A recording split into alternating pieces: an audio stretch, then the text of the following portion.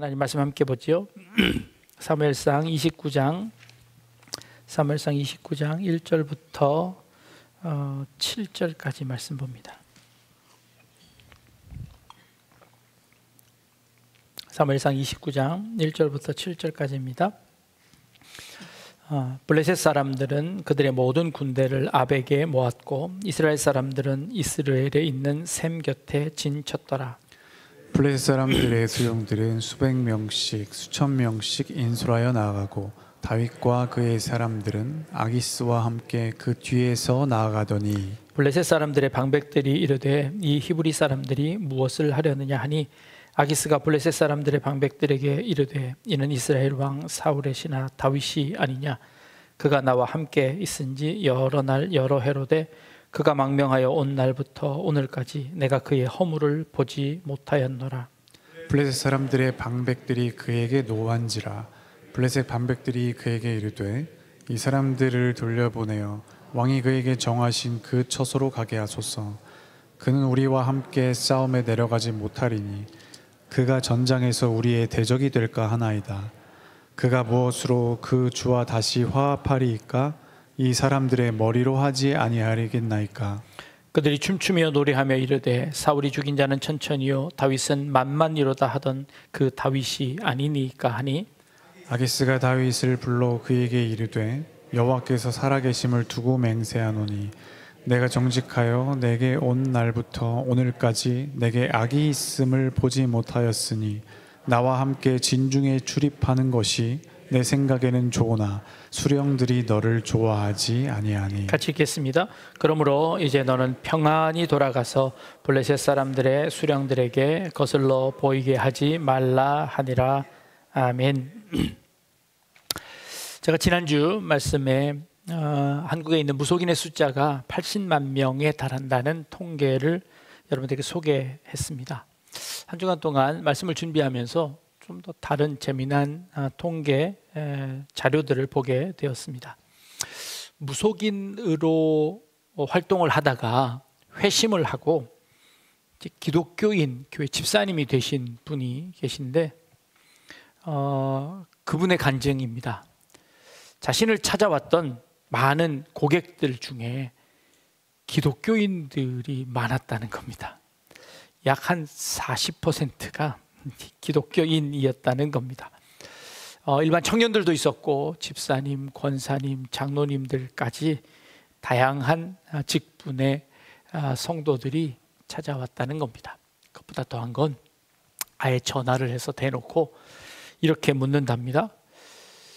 내가 기독교인인데 점괘가 제대로 나올 수 있냐고 이제 묻고 점을 본다는 겁니다. 점이 제대로 나올까요? 기독교인들에 대한 통계를 물을 때 이제 질문이 굉장히 중요한데요. 이제 당신은 점을 보신 적이 있습니까? 라고 이제 물으면 대답 안 할 확률이 많으니 이제 어떻게 물었냐면 이렇게 묻습니다. 최근 3년 동안에 주변 기독교인들이 무속을 보았다, 무속을 이용했다는 것을 보거나 들은 적이 있습니까? 라고 하는 이제 질문을 했답니다. 그랬더니 그 질문에 대한 답이 66.7%가 그렇다고 대답을 했습니다.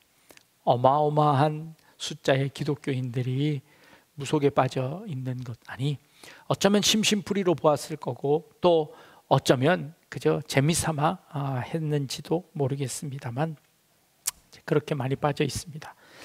그들이 응답한 가장 많은 답은 점, 운세, 이사시 혹은 결혼시, 태길 그리고 풍수지리, 고사 이런 순서대로 무속에 빠져 있는 것을 봅니다.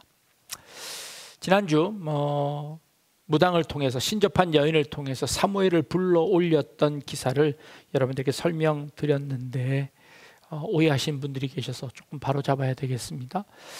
진짜 사무엘이 올라온 게 아닙니다. 진짜 사무엘이 어떻게 올라올 수 있겠습니까? 그것도 무당의 말을 듣고 어떻게 올라올 수 있겠습니까? 진짜 사무엘이 아니지요. 그런 일은 불가능합니다. 간혹 우리가 삶을 살아가며 여러 이야기들을 듣습니다.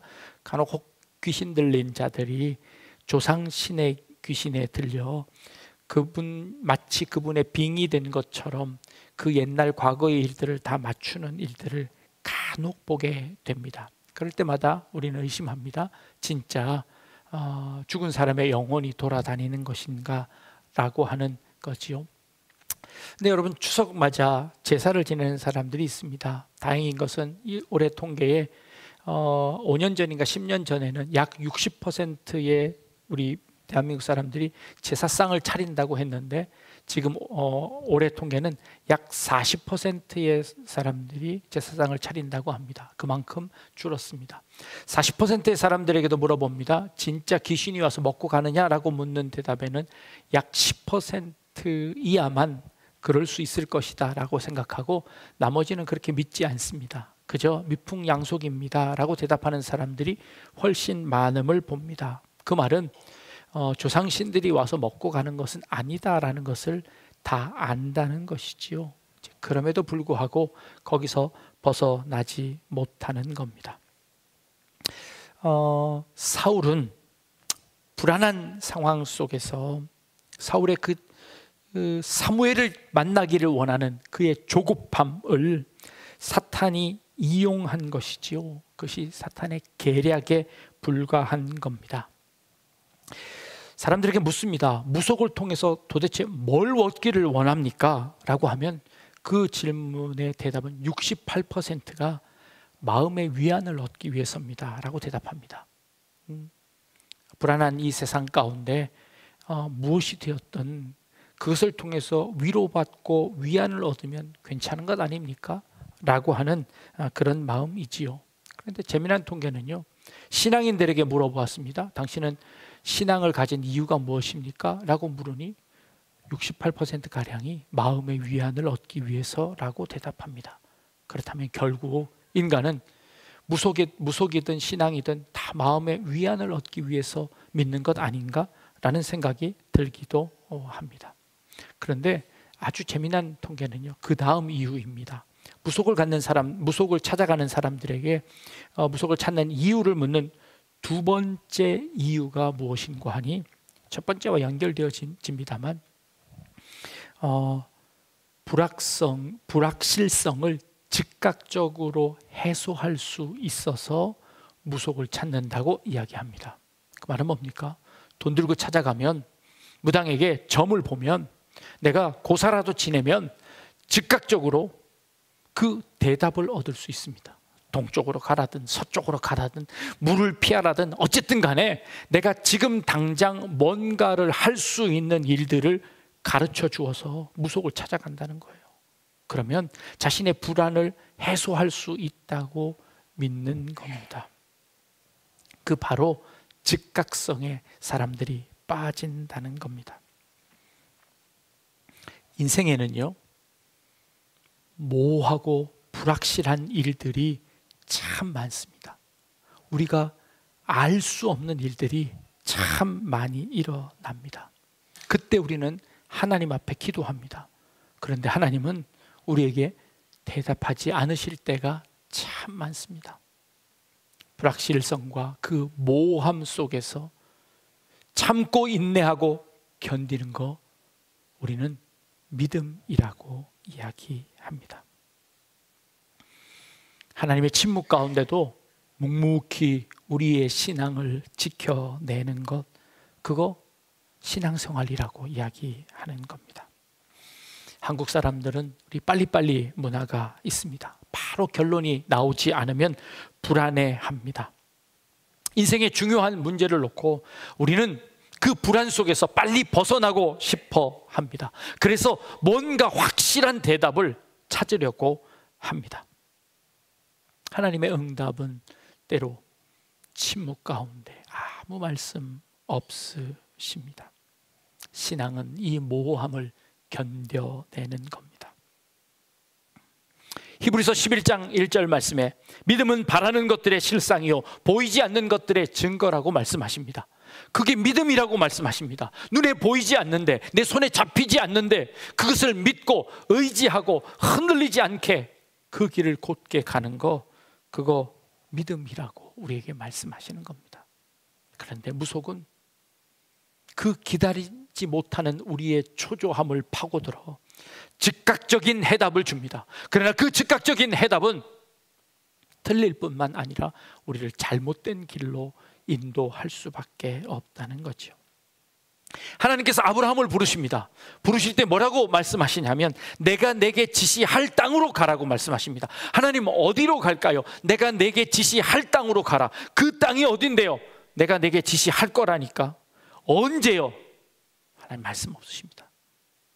아브라함이 그 땅을 떠납니다. 일단 떠났습니다. 어디로 갈까요? 막막합니다. 아브라함은 그 막막함 속에서, 그 모호함 속에서 참고 인내하며 뭘 해야 했을까요? 때로는 실수합니다. 때로는 잘못 가기도 합니다. 그런데 하나님께서 그 모든 것 다 허락하십니다. 어쩌면 그게 목표인지도 모르겠습니다. 그 방황 속에서 하나님을 찾아가려고 하는 그 마음을 키워내고 훈련하는 거, 그거 하나님의 목적인지도 모르겠습니다. 그의 온 인생 가운데 하나님은 그 훈련을 통해서 아브라함이 믿음의 조상이 될 수 있도록 기다리시고 인내하시고 중간중간 나타나 쓰러질 때쯤 되어지면 일으켜 세워 다시 걷게 하시는 하나님의 손길을 그의 인생 가운데서 발견합니다. 욥기를 봅니다. 극한의 고난을 당한 그 욥이 1장 2장에서는 왜 고난당한지를 설명합니다. 그러나 정작 주인공인 욥은 자기가 왜 고난당하는지를 알지 못합니다. 3장서부터 37장까지 욥의 그 마음을 토로하고 있습니다. 친구들과 토론합니다. 내가 왜 고난당해야 하는지 모르겠다. 내가 정말 그만한 죄를 지었을까? 내가 지은 죄, 그 죄가 하나님 앞에 이렇게 큰 것일까? 하나님과 그 죄는 무슨 상관일까? 내가 죄 지었다고 해서 하나님께 뭐 해가 되는 게 있을까? 그런데 하나님 나한테 왜 그러실까? 이 욥이었습니다. 친구들은 대답합니다. 너는 죄를 지었기 때문에 그렇다. 아니, 네가 어떻게 죄가 없다고 이야기할 수 있느냐? 하나님을 향하여 그렇게 불평불만하는 것, 그것 자체가 죄다.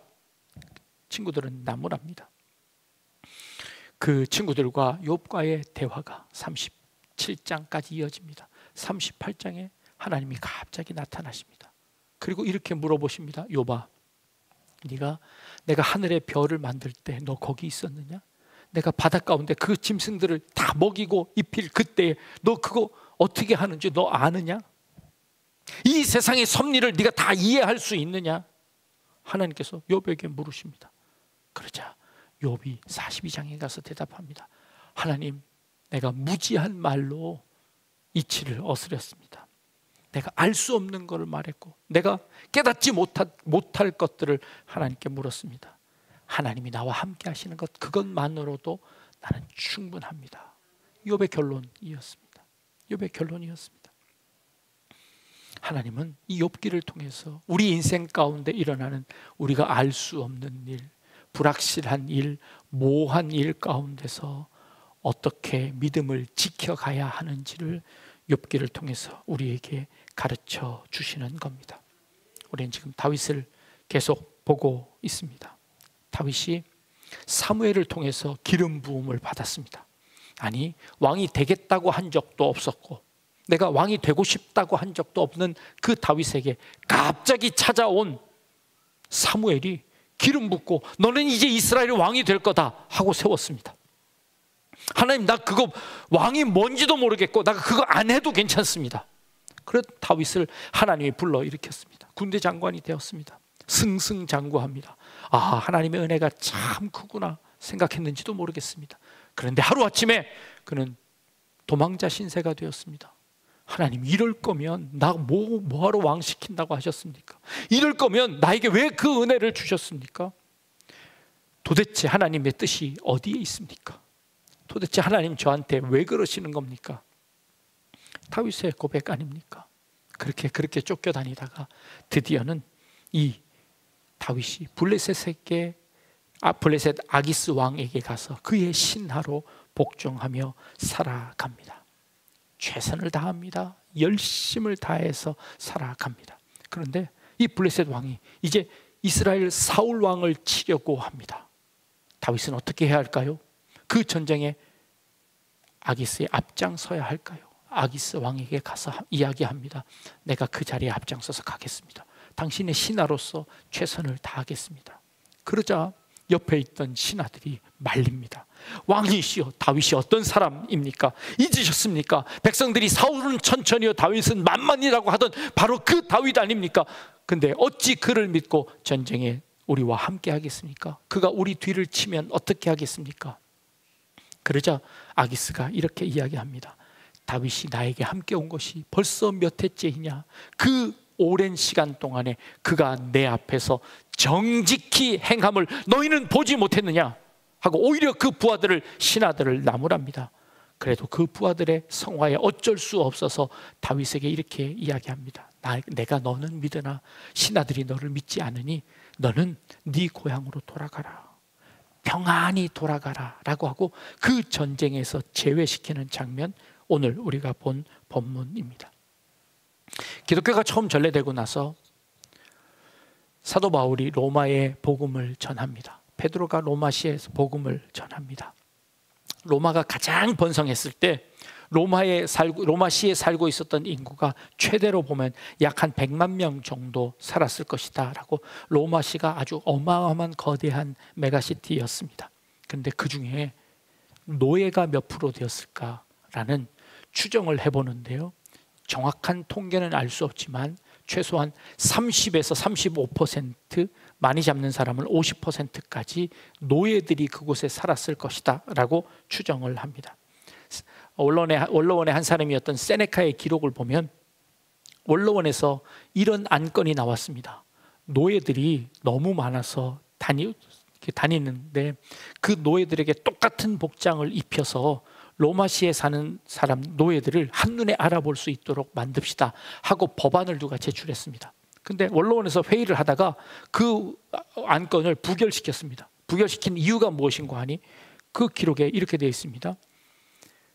노예들에게 똑같은 옷을 입히면 그들이 이 로마시에서 얼마나 많은 인원이 노예인지를 스스로 알게 되어 그들이 반역을 일으킬 수 있으니 똑같은 옷을 입히는 일은 하지 맙시다 라고 원로원에서 부결시켰던 기록이 있습니다. 그만큼 이 로마 시내 안에 이 노예들이 어마어마하게 많았음을 알 수 있습니다.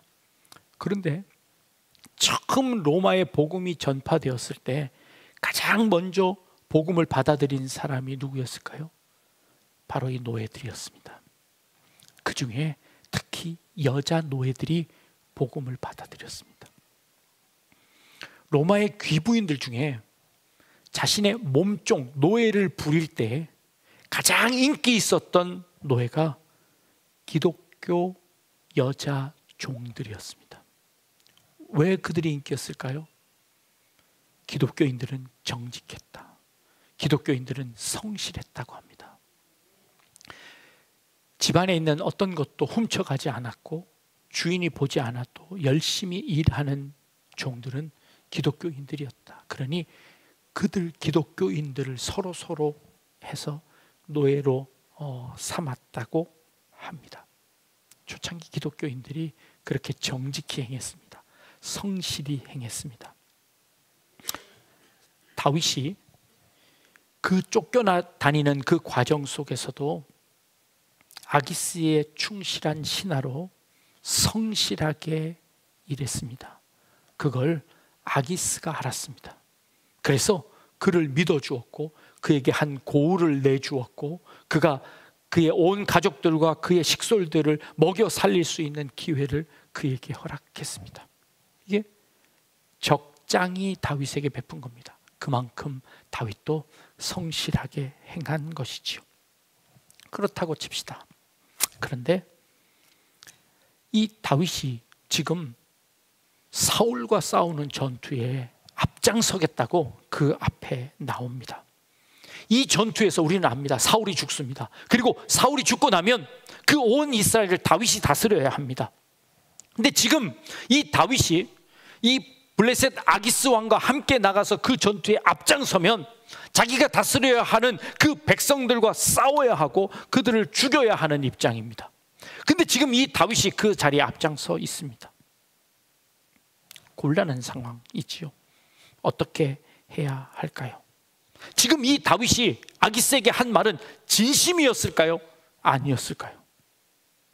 이거 다윗은 너무한 것 아닙니까? 라는 생각이 들기도 합니다. 이 본문을 해석하는 여러 개의 해석들이 있습니다. 그냥 첫 번째 해석은 그렇습니다. 진심으로 다윗은 아기스에게 충성했다라는 견해입니다. 오랫동안 사울에게 쫓겨다녔습니다. 블레셋 땅에서 살아남으려면 아기스의 신뢰를 얻어야 했습니다. 그래서 다윗은 아주 정치적으로 현실적인 선택을 했을 겁니다. 살아남기 위해서, 아기스에게 충성을 다하기 위해서 그 앞장서야 되겠다라고 생각하고 앞장섰을 것이다 라고 하는 의견입니다. 두 번째 의견은요, 다윗이 여기서 교묘하게 이야기합니다. 내가 이스라엘을 치겠습니다 라고 하지 않고 내가 무엇을 할 수 있겠습니까? 라고 아기스에게 묻는 이 장면은 어쩌면 다윗의 외교적인 발언이었을 것이다. 줄타기를 잘 하고 있는 것이다. 아주 이중적으로 아기스의 마음도 사며 그리고 이스라엘에게도 대적하지 않을 그런 방법들을 찾고 있는 아주 외교적인 발언이었을 것이다 라고 생각하는, 해석하는 그런 학자들도 있습니다. 세 번째는요, 저는 여기에 동의합니다. 하나님의 섭리 안에서 이 모순된 상황 속에서, 이 모호함 속에서 자신도 어찌할 줄 몰라 그저 기다리는 자세, 이것이 다윗의 마음이지 않았을까 합니다. 내 백성을 내가 칠 수 없을 것이고, 바로 전에 다윗은 이스라엘 백성들을 친다고 하며 다른 이민족들 아말렉을 쳤던 그 사건이 있습니다. 그런데 이 앞에서 다윗이 어찌할 바를 모르고, 하나님 도대체 어떻게 하면 좋을까요? 하나님 내게 길을 보여주십시오. 기다리며 다윗은 잠시 머뭇거리는 장면이 아닐까 하는, 그렇게 해석하는 장면입니다. 여기 전적으로 동의합니다. 어떻게 살아야 할까요? 어떻게 해결할까요? 어느 길로 가야 할까요? 아기스를 저버릴 수도 없고 그리고 이스라엘 백성들을 칠 수도 없는 이 진퇴양난의 이 상황 속에서 다윗은 무엇을 선택해야 할까요? 이 모호함 속에 기다리는 다윗의 모습을 봅니다. 안절부절 못하는 모습이죠. 사울은 이 안절부절 못하는 이 상황 속에서 누구를 찾아갔습니까? 무당을 찾아갔습니다. 왜요? 즉각적인 답을 얻기 위해서입니다. 마음의 위로를 얻기 위해서입니다. 그래서 그는 사무엘을 불러달라고 신접한 여인을 찾아가 자기가 변장하고 가서 그 일을 묻습니다. 그 모호함을 견뎌내지 못합니다. 그 불안함을 참아내지 못합니다. 결국 그는 최악수를 두었습니다. 다윗은 그 모호함 속에서 내가 어찌해야 합니까? 내가 무엇을 해야 합니까? 기다립니다. 기다립니다. 그 기다림 속에 하나님이 적진의 그 수령들을 통해서 응답하십니다. 우리가 어찌 다윗과 함께 싸울 수 있겠습니까? 사울은 천천히요, 다윗은 만만이었다라는 말을 아직도 기억 못하십니까? 오히려 아기스 왕에게 이야기했던 그 말은 블레셋의 방백들이었습니다. 그를 내보내십시오. 그와 함께 싸울 수 없습니다. 그를 내치십시오. 그들에 의해서 다윗은 쫓겨갑니다. 쫓겨가며 아기스가 다윗에게 한 말입니다. 너는 평안히 집으로 돌아가라. 이게 도대체 누구의 입에서 나오는 말입니까? 우리가 기대하는 하나님의 입에서 듣고 싶은 그 말이 지금 블레셋의 아기스 왕의 입을 통하여 말합니다. 너는 평안히 너희 집으로 가라. 다윗은 그 두 가지의 문제를 다 해결했습니다. 블레셋 왕의 마음도 얻고, 그리고 이스라엘과 싸우지 않을 수 있는 그 기회도 얻게 됩니다. 평안히 그는 집으로 돌아가는 겁니다. 하나님의 섭리이지요. 지나고 나면 압니다. 지나고 나면 그것이 모두 다 하나님의 은혜였음을 고백합니다. 지나고 나면 그 순간순간마다 하나님이 우리의 그 위험을 피하게 하셨음을 압니다. 하나님의 은혜이지요. 어려움을 겪을 때 하나님께서 우리에게 피할 길을 주시거나, 아니면 그 어려움을 딛고 일어설 수 있는 믿음을 주시거나, 그분이 우리의 하나님이심을 우리는 믿습니다.